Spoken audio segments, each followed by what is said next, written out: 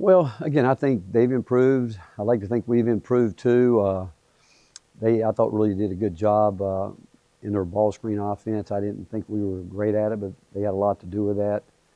And I'd also like to see us shoot the ball better. I think that's important. I mean, at some point in time, we're going to have to make shots, but even with that, we've proven that we can hang in there and hopefully make enough to get it done when it needs to get done. But I'm impressed with Mark and what he's done with his group, and they've been right there all year with everyone, and he's done a great job. They talked after the game the other night about having some scouting report breakdowns. How do you fix that at this point in the season? Well, again, that's what we addressed yesterday when we went back to scrub it out. Just how can we at this point in time, especially in the last 4 minutes with key guys on the court, just simple, personnel breakdown. Where at that point in time when the game is really into balance, you can't have those mental lapses, and we did. And the answer is always, I don't know. Well, you have to know, and it's focused whether you're letting other things creep in at that point in time where you're not allowing yourself to stay focused on that particular possession. And so my question is, where's your mind at that point in time? Because it's just breakdowns that you really can't have in those critical situations. Breakdowns, do you think it could be a result of guys still, like the transfers, trying to acclimate it to what you expect from them? No doubt. I don't think there's any question that guys are learning that the difference, and there is a difference level, and that's not to be negative about any level, but you're out there. I think the talent level in this league is obviously extremely close because of all you got to do is look at how every game's played, and I do think being able to mentally stay with it for 40 minutes and know that when you get down to those last 4 minutes and we haven't even, if you go back, I don't think our starts have been that great, especially offensively, defensively good. But I do think the fact is that for guys that are at this level for the first time, there's a learning curve that they're learning that it's difficult to finish. What are those emotional moments that you're talking about the other night? Are those shots that they don't need to be taken by the offense? Well, again, we have certain players that we want to go after, and we had chances in that game and we had situations that we could have driven the ball, and we settled for threes when the lane's wide open, and we should have taken advantage of that, and that was part of our scouting report. And again, so I think when guys who I know we got a group of guys that really want to win, but when they're not seeing the game as it's unfolding like that, again, that's part of the learning curve. You'd like to think that, hey, here's a guy that just like we know how we want to guard guys defensively, there's guys on offense that we know we can get them at the right space on the court that we want to attack. And the fact that we didn't do that 2 or 3 times was disappointing. And you hope from the failure that we have that we learn from it. You said you want to know what things sometimes on the court you don't know what he's doing offensively. How does he snap out of that? All he's got to do is play at a speed because he can pass the ball, he can shoot the ball, he can handle the ball, he can do all that. It's when he allows himself to get, and I think he speeds himself up. I think he gets anxious, and I told him that. I think he's just got to slow down because he impacts the game in so many different ways. But again, you get caught up in games. Players do it, and it's not just Igor. I've seen other guys the other night do it. Guys that have been in those situations where they lost focus of what their job is at that point in time. And but he's a guy that when he's playing at the pace that we want him to, I mean, he's a real playmaker. He can do a lot of things. But again, he's playing against a level of competition he hasn't played against consistently for the last 2 months, 2.5 months. I just think he's got a chance to just really finish strong and get so much better these next couple weeks. Is there a direct correlation between guys speeding up and some turnover issues?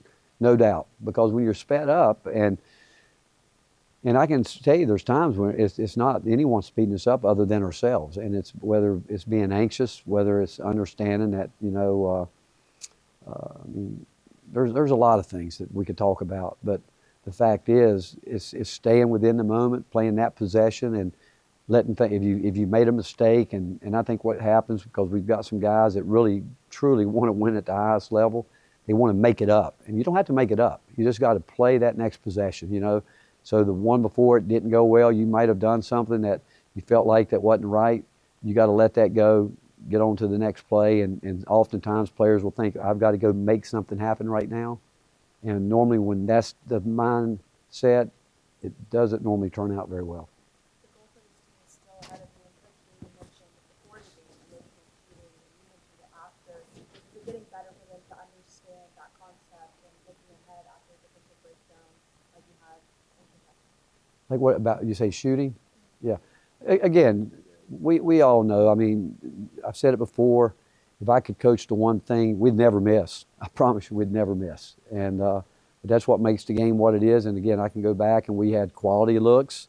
I can't explain to you why some nights, you know, but again, it's the game. I've seen the very best of the best go through shooting slumps, but when they go through it, the way you got to continue to take your shots. That's all we ask these guys to do. Shoot the shots on our terms. And if we do that, we're going to live with the results. And it's when guys, I think, are missing shots and they start pressing. Again, it goes back to, you know, saying, okay, I missed that one, I got to make the next one. If that's your mindset, you just continue to put more and more pressure on you. I just want guys, again, do what we do, play the way we talk about playing, and when you're open, you've got to shoot the ball. And if it goes in, it goes in. If not, we're hoping that we can get, you know, not the majority, but a lot of our misses, which we've done sometimes really well, sometimes not. But we don't want them hesitating when the shots come on our terms. What's your message to Keystone right now when you're communicating with him? Where is he at? I think the biggest message to him is that he doesn't have to make a three-point shot to stay in the game. That's the message.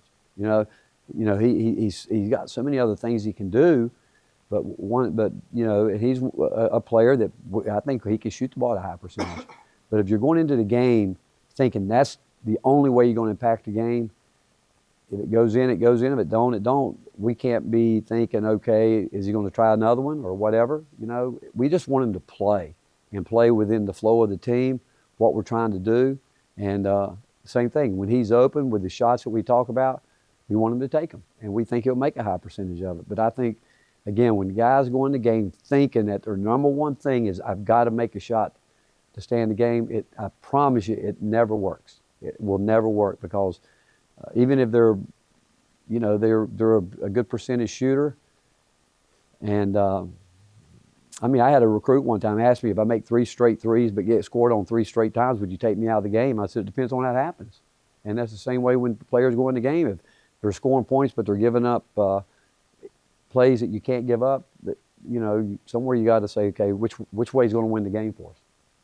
Switching it up a little bit, can you touch on the work ethic of Grant first and what he's brought to the program? Grant's been a great addition to our team. You know, the guys love him. They appreciate the fact that, you know, it's not easy when you come in every day, and our walk-ons know that they're not going to play probably very little at all. But the fact that Grant has come in, I think the fact that his teammates respect him so much speaks volumes about him.